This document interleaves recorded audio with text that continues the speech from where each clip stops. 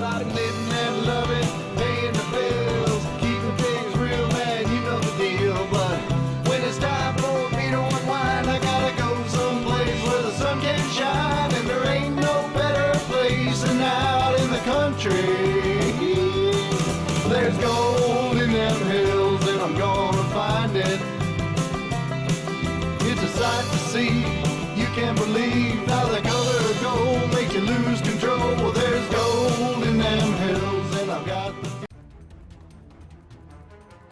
Well, welcome everyone to sunny Arizona. I just sit here wondering, what kind of trouble can I get myself in today?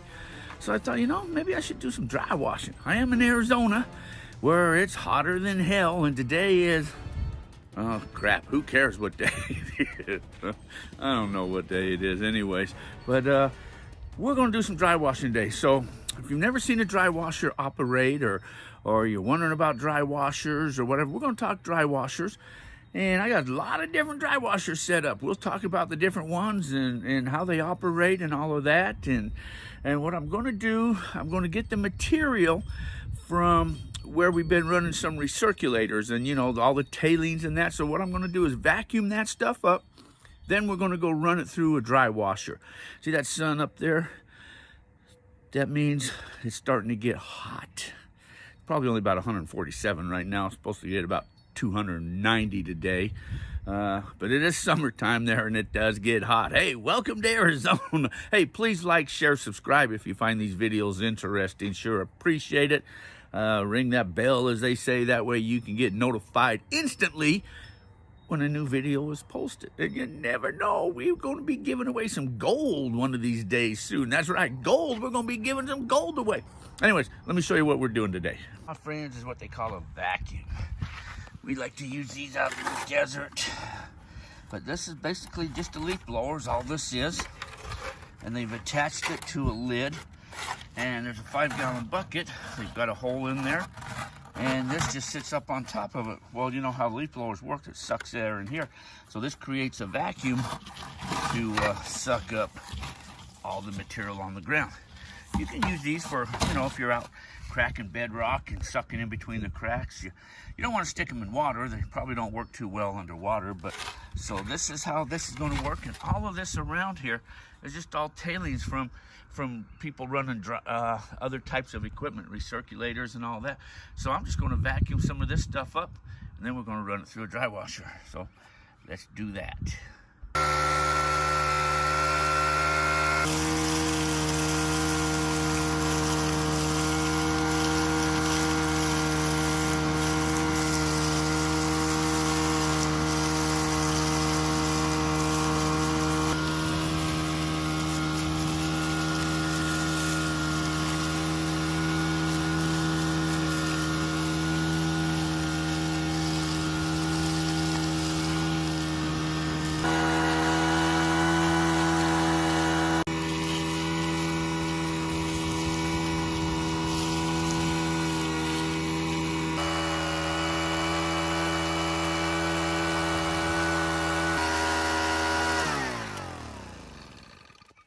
Pretty well tell. Ooh, you see that fire come out of that?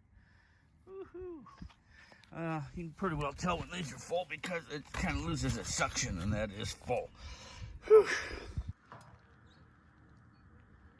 All right, now let's talk about dry washing. If you've never heard of a dry washer, basically they only work when the air or your dirt is dry. If it's wet, forget it. So dry washers have to be fairly dry for them to work.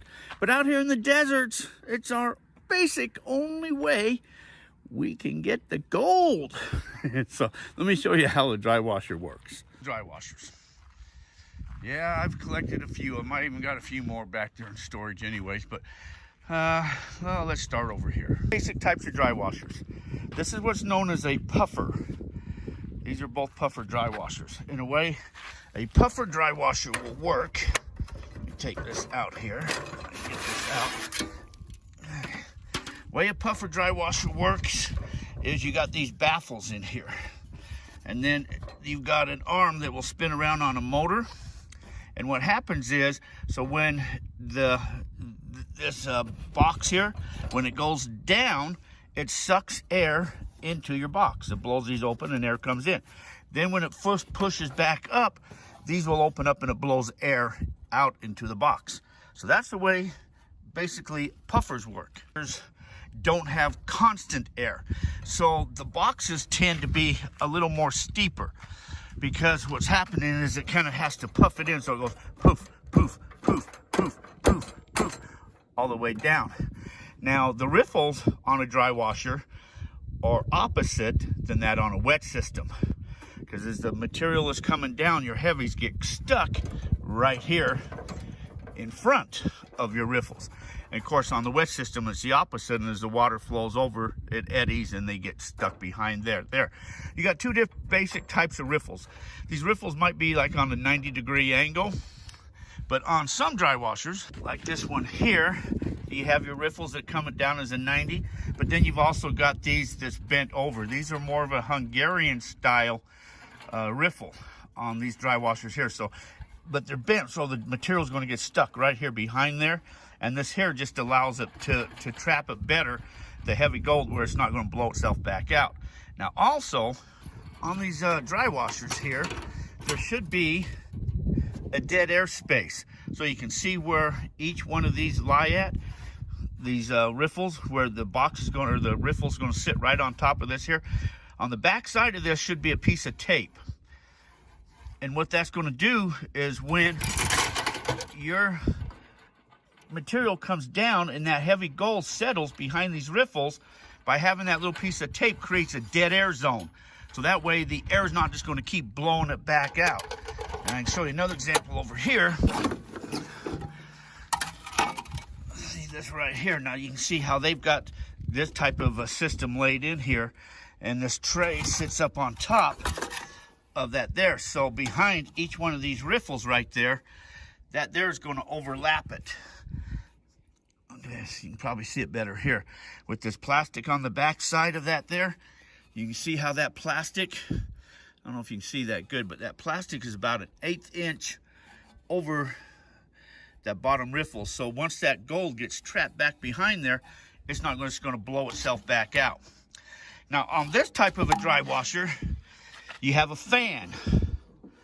And what happens is, as you're using a leaf blower to blow the material, or blow your air into this box, you're getting a steady airflow coming in. So you have a fan in here that will spin, and that's what's blowing air into the box. Now on these fans, there's a counterweight, and what that does is throw that out of balance. So as it's spinning, it's also shaking the box. So you kind of got the air is pushing all the dirt material up into suspension, and then the vibration is settling that heavy gold out. And as it's traveling down, because these don't have as steep of a pitch, so this is basically like your sluice box is 1 inch per foot, because you want that material really to stay up on top of your sluice as long as possible before it actually falls off and gives it a chance to settle out and get stuck behind these riffles. Now a lot of these dry washers have these chutes that you can open and close. I'm going to show you what happens with that. So you shovel your material up on top. It's got a 1/2 inch classifier. Most of these all have 1/2 inch classifiers up on top. So the material goes through there. The heavier, bigger rocks will fall off. Everything goes through the 1/2 inch, falls into there. So with the chute, if you know, like sometimes it'll bog itself up, like it'll get stuck and you got to open the chute or stick your fingers down in there to get it to loosen up. But basically what happens is the heavier rocks will tend to come down first. So you have to open that chute up to allow those heavier rocks come out. Then what'll happen once all the heavy rocks is out, now you got your smaller stuff, your smaller sands and gravels. So now they're just going to start flying out of there. So now you got to hurry and close the chute. So you've got to find that happy medium. And what I found that works, when you attach your hose onto your motor, there's a hose clamp on there, so you're going to have to tighten that hose clamp. So what I have found, if you just stuck a screwdriver that's just long enough to go through the hole, but not long enough to punch into your material, but just long enough to go through the hole. So as you're shoveling in there and it tends to lock up on you, you can just bang the screwdriver, and that'll help keep that material flowing through. So try to find a constant setting on that there where you don't have to constantly keep adjusting it all the time. Since your hose clamps though, I like to use just a nut driver since they got that nut on there, and trying to use a regular screwdriver to take them off and on are a pain in the butt. So I like to use a nut driver, but you still keep the screwdriver with you also. Dry washers come in all sizes, from small to medium to large to super large. Basically, a dry washer only consists of 3 parts. There's the hopper, there's the sluice box, and there's your airflow. Now this one here uses, a larger motor because it's a larger box. But again, it's the same principle. You got your regular riffles, and then they come down to that Hungarian style riffle. And if you pull this out, you're going to see your dead air spaces up underneath. And sometimes dry washers, they're just different types. Like this one here, they've got these little pins in there that the feeling is, it kind of helps start to separate the material and spreads it out as it starts coming down. But this plate here is good because you got your dirt material constantly falling in. And if you don't have a plate there, it's just going to hit that material, and you're constantly going to have to keep replacing that material. Material here anyways, just because of the fact that all this, your rocks and your gravels is constantly chewing this material up. You can just buy this. You can buy it at any prospecting store. They sell it. Most manufacturers that manufacture dry washers probably sell it too. You can also find it in a cloth store. I'm not sure exactly how you pronounce the name, but it's something like Vitris or something like that is what this type of cloth is. It's you can see through it, but yet the fabric are pretty thin. You can still get air up into it, but it doesn't let a lot of your larger rocks go down. So I had to replace this cloth. I just haven't trimmed the excess off yet. Now if you got a vacuum like this here is, using the vac motor like right here, so this also will double as running a dry washer at the same time. You don't want to leave the motor on the bucket though, because you'll tend to lose suction. You'll get more air suction by taking it off and just running this way rather than just leaving it on the bucket. I know some of these buckets, they put extra holes and stuff in there, so you can do that, but I have found you'll just get more air if you take them off. And I've seen some people make a mistake.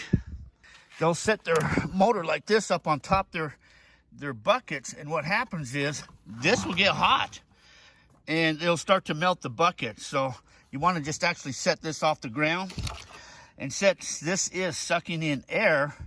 You want to make sure that it's not right in the way when your dry washers or dumping, and that wind's blowing all your excess dust away. Try to make sure that the motor's not sucking all that dust up too. Dry washers have been around for a very long time. They've come a long way from your olden day style type ones that the old timers used. It's true, dry washers are dusty, so some people get paranoid and they want to wear these masks. I've lived out here in Arizona, and I've dry washed for, since probably mid-90s when I kind of started. I've never really wore these masks. I don't like to wear them. I find it harder to breathe. But maybe that's why I can't breathe nowadays. Valley fever and these other viruses going around. But so if you want to wear a mask because of the dust, wear a mask. But you should always have a good pair of gloves, because as you're shoveling your material up and then raking it down, sometimes you may get a scorpion or something up there, and you don't want to get bit by that, or cactuses and stuff like that. So, a good pair of gloves is always good. Like I was saying, dry washers basically work in the desert or when the material is dry. I've used them in, other parts of the state, like California and Utah and Nevada and Idaho and Montana and of course Arizona and New Mexico. But you go back east, and that's a little tough for the dry washers to work because it's so damp back there. And the way you can kind of tell is if your dry washer material is too damp to run. If you grab your material and squeeze it together, and if it clumps, then it's starting to get too damp to run. Some dry washers will still kind of run a dampish dirt. You kind of have to maybe sometimes run it, once or twice, but you can see this just doesn't stick together. So this is pretty dry dirt. It'll work pretty good. This is a lot of sand in here, Sometimes you won't get a lot of sand, you'll get more, dirt.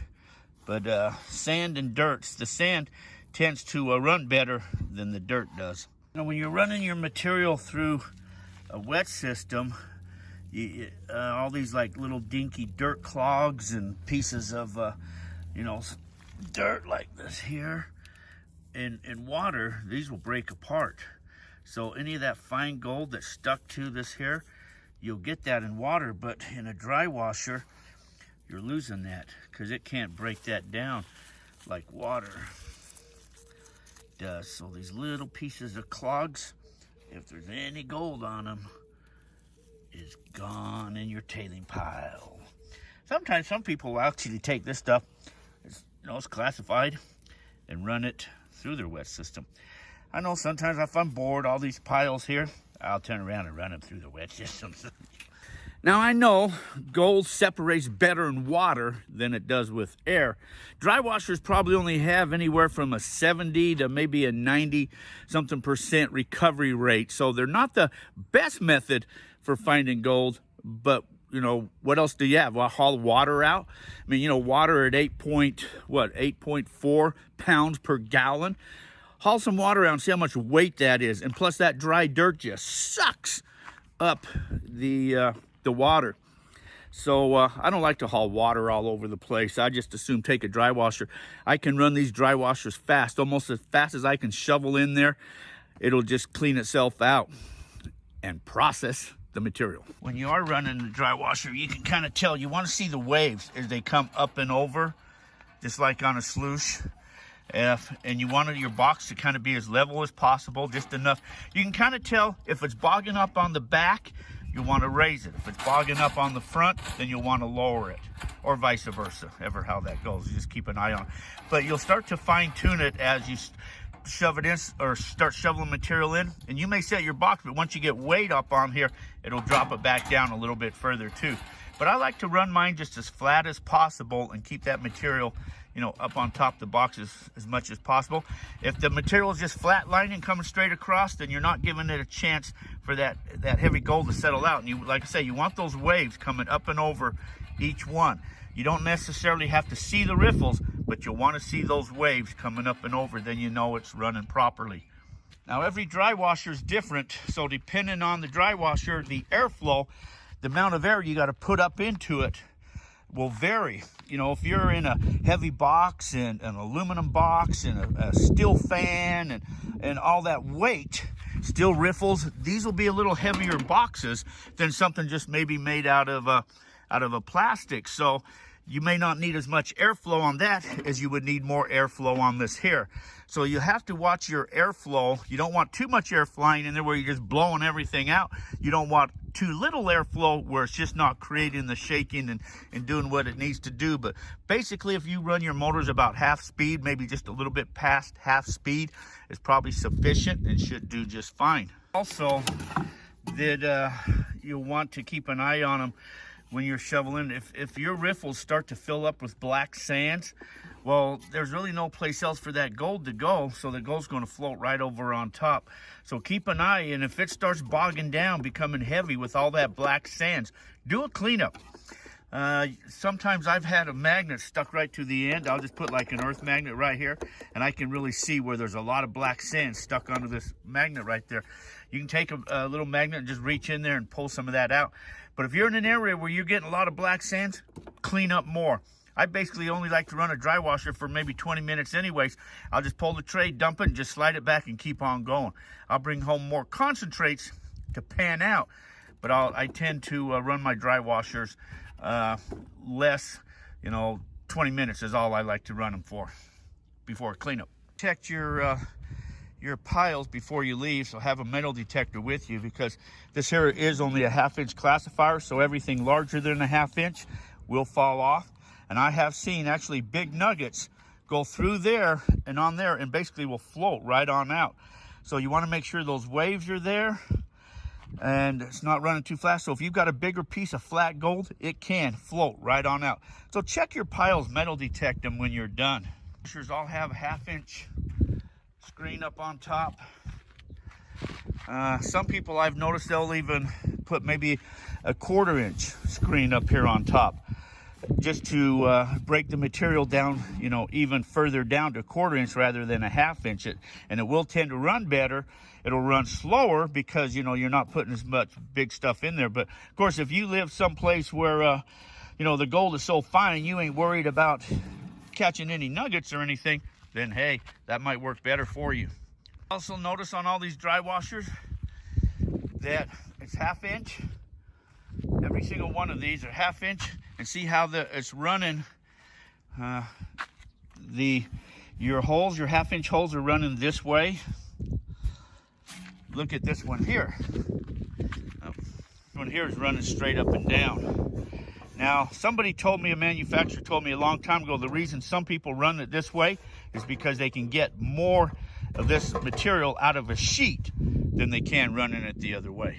Now, there are a lot of different dry washers out on the market, and some will probably work better than others, and you're just going to have to determine which one you like, because I've heard it all from everybody. Running dry washer, oh, I like this one. Oh, I like this one. And I might think, well, that one sucks, but it's my opinion. I've got my favorites. Other people have their favorites. But I've never, ever in my entire life met a manufacturer that builds these that says, oh, my dry washer sucks, don't buy it. So don't necessarily listen to a manufacturer. Listen to the people that are running them and ask them why they like it for. And do the research, and you'll soon find out that one maybe tend to work a little bit better than others. Some dry washers don't have that Hungarian style riffle in them. I tend to like that Hungarian style riffle. Some people say, but it doesn't allow the material to come off. Some people don't like this big lip on the back of their dry washers. They say it just holds the material on, so they cut it off. Washer's different, so like I say, you're just gonna have to find which one you like, which one works for you. If you're in the market of, wanting to buy a dry washer, just do your research, do your homework, or ask people that run them, which ones they like and how come they like them. These ones, your puffer style dry washers, they just use basically the 12-volt battery, so these are more quieter.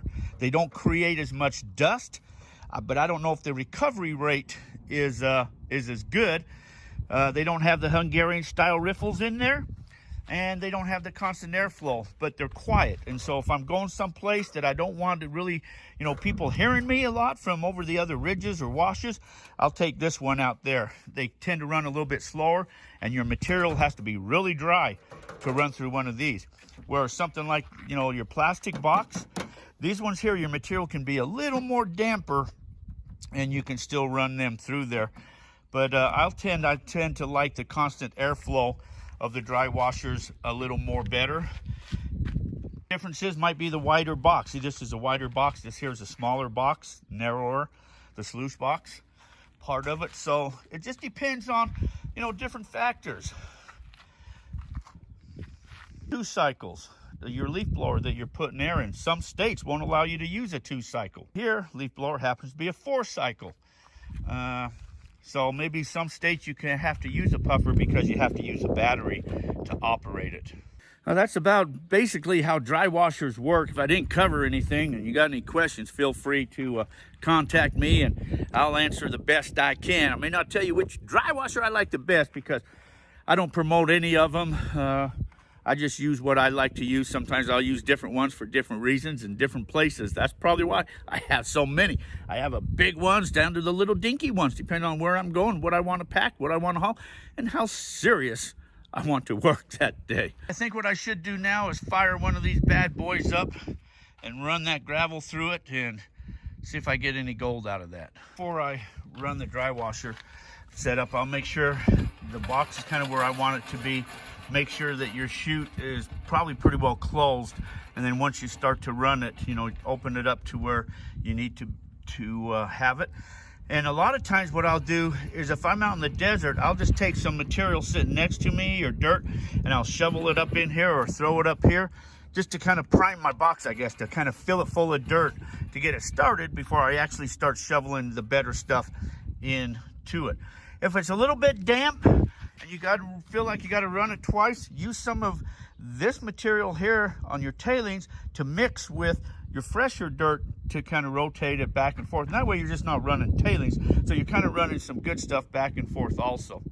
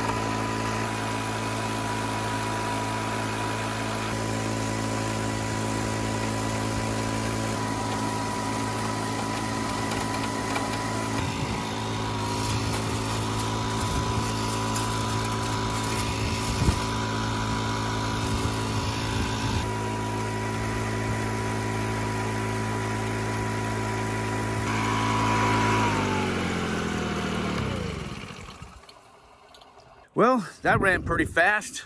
Now I gotta find me a gold pan and go get me some water and go pan this stuff out. On this style here, you lift this up and then you can pull your screen out. But what I like to do, which I've too late now, but before you shut your motor off, just turn it all the way down to idle. Put a bucket or a tub right here, lift this up and just kind of push down and let the air just clean itself out, all the box out, and you can just tap it a few times and clean it out that way. These other ones, you physically just have to pull the tray out to dump it, but this one here you don't.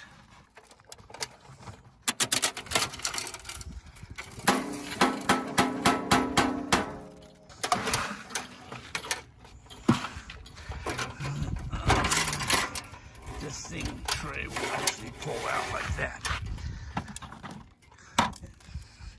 And see this one? It doesn't have no dead airspace on it. This cloth needs to be replaced. No dead airspace on it, but you can see where the lines are.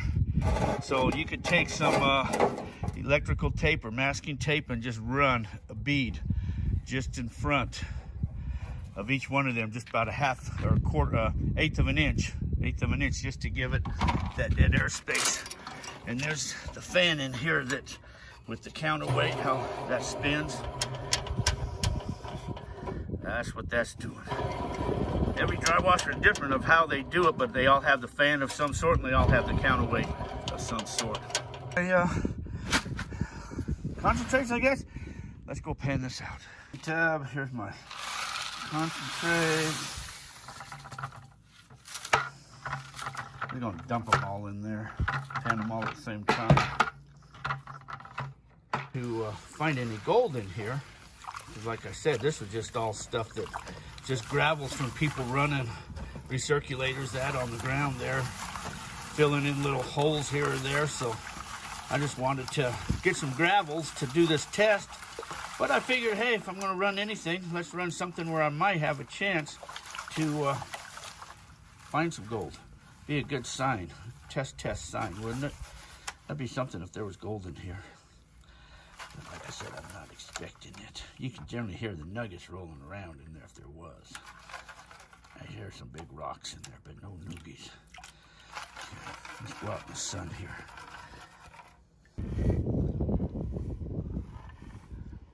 Yeah. Just as I expected. No gold. Oh, well. You know, some people don't like to dry wash, and that's okay. There's a lot of different styles of dry washers out there. Probably just as many different styles of dry washers there are pans out there. Everybody has their favorites and the reasons why. But, you know, out in the desert, there's a lot of gold out in the desert. And that's one of the reasons why there's so much gold left out there in the desert. It's just because it's harder to get to. Well, I hope I covered everything on dry washing. I enjoy it. Don't expect you to have to enjoy it, but I hope maybe you learned something, even if you're a pro or amateur or whatever, that maybe you learned something and picked up a tip here or there.